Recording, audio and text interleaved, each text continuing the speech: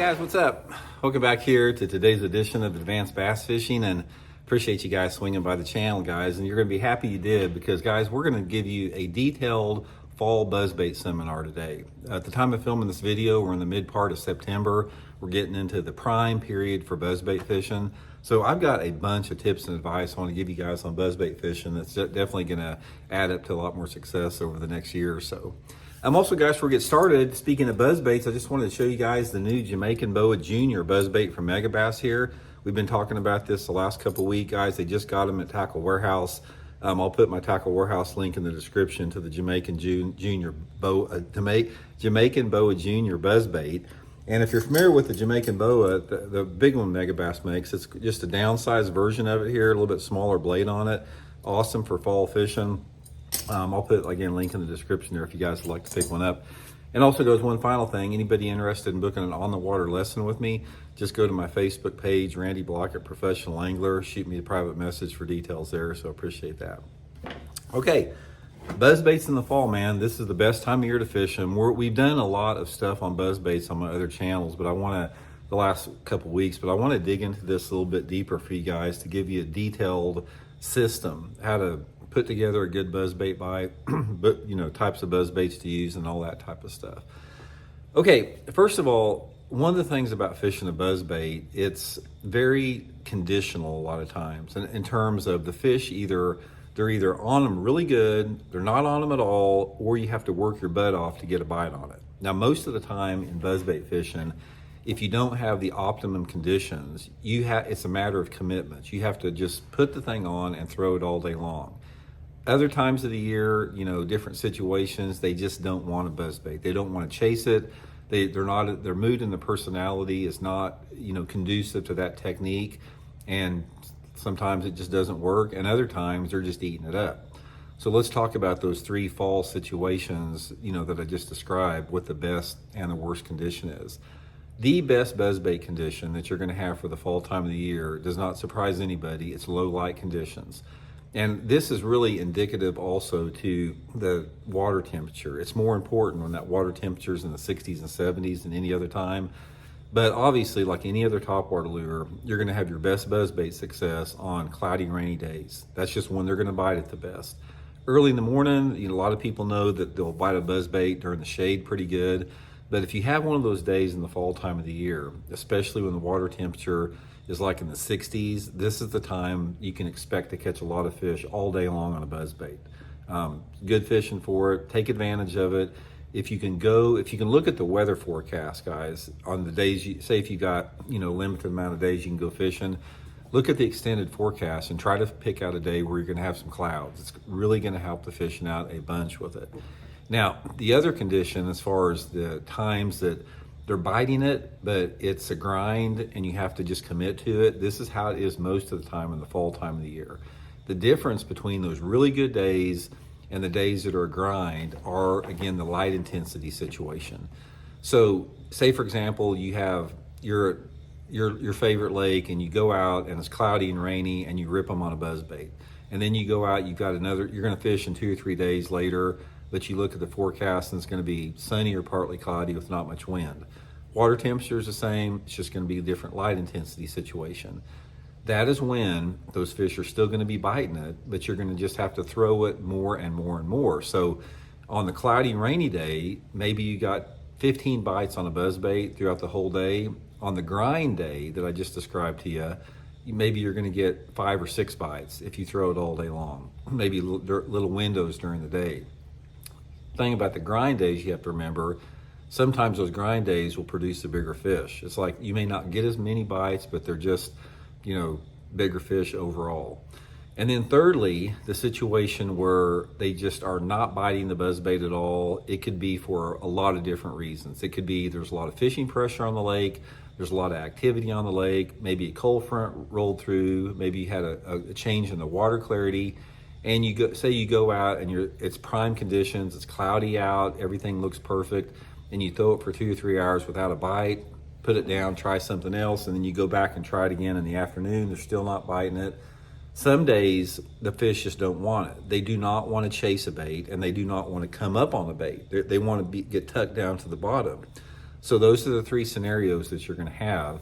And that's just a broad, that's a broad explanation of the conditions where you can expect that. Now, obviously, there's going to be exceptions to the rule, but that's just a good thing to file away a little bit.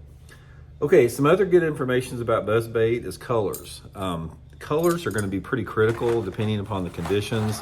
And to me, a buzzbait color is more about the combo of the skirt and blade than anything else. But one of my favorite buzzbaits is some type of a black blade on a buzzbait.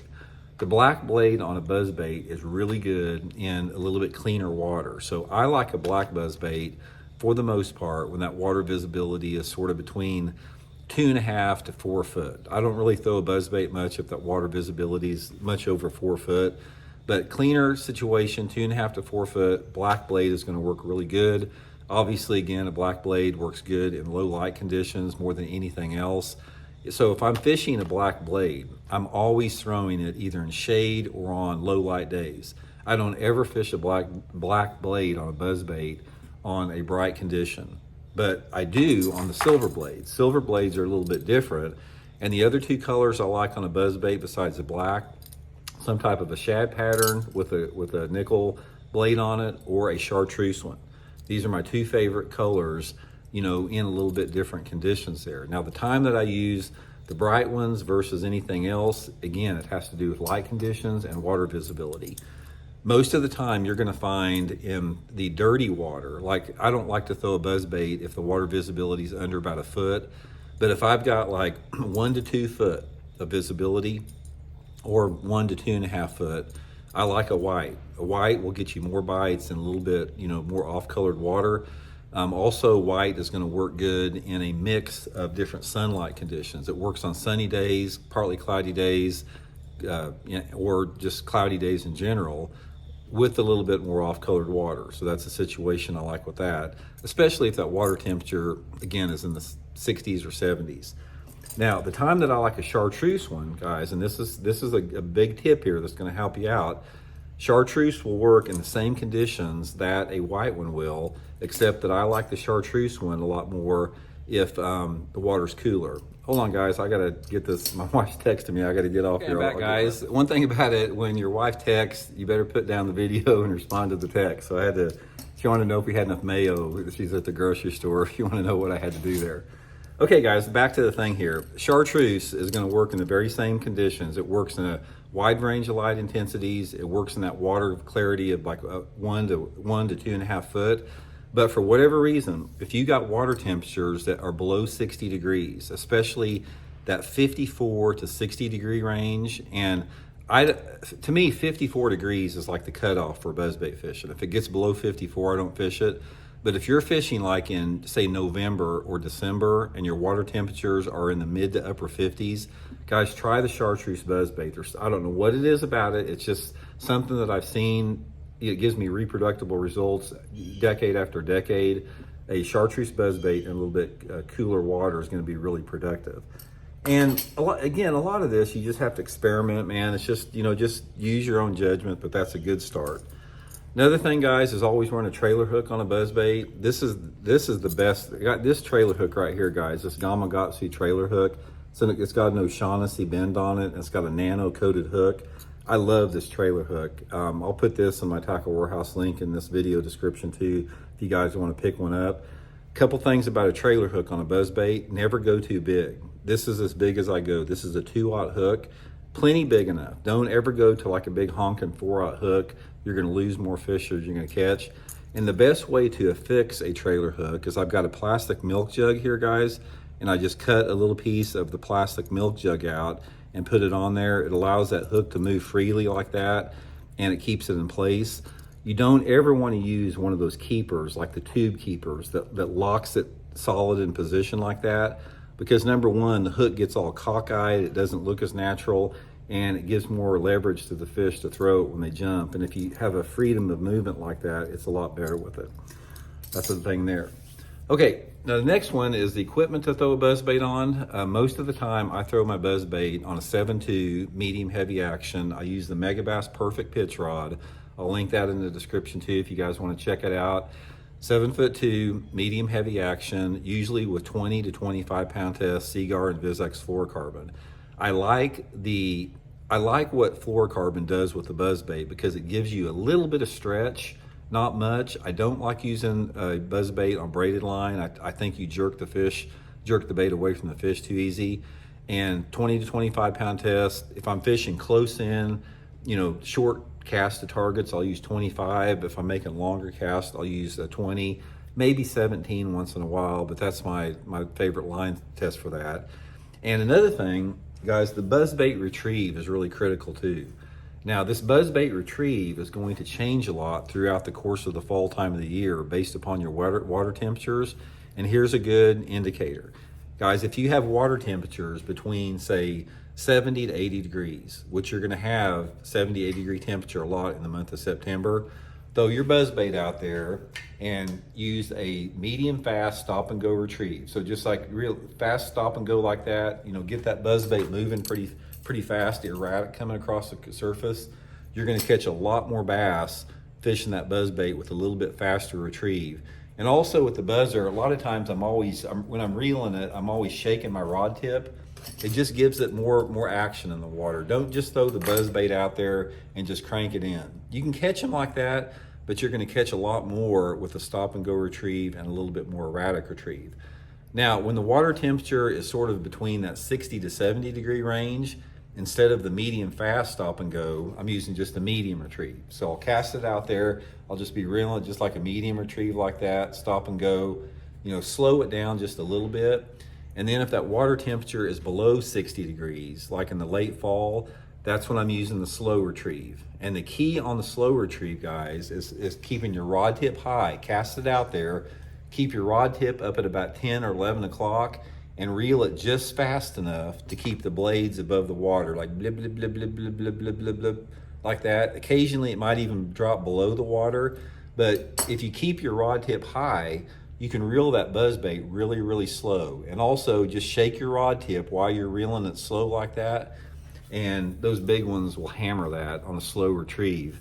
Another thing, a little tip I'll give you on a buzzbait is when that water temperature gets cold, like 55 to 60, make sure that you throw the buzzbait, I'm talking right on the bank, because when that water temperature is in the mid to upper 50s, for whatever reason, those fish get super shallow on a buzzbait bite. So when you're casting a buzzer to like a rocky bank or something, if you cast that bait 2 to 3 feet off the shoreline, you're casting on top of the fish a lot of times. Try to cast that lure to almost where it just hits the bank, and then make sure your retrieve is already going when you're 2 to 3 feet off the bank. It really adds up to a lot more.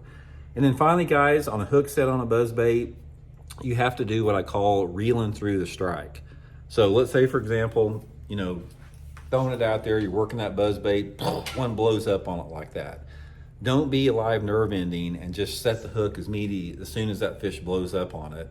And it's very easy to do that because a lot of times if you went a long time between strikes, it's instinctual that you want to set that hook as soon as you see that fish blow up on it.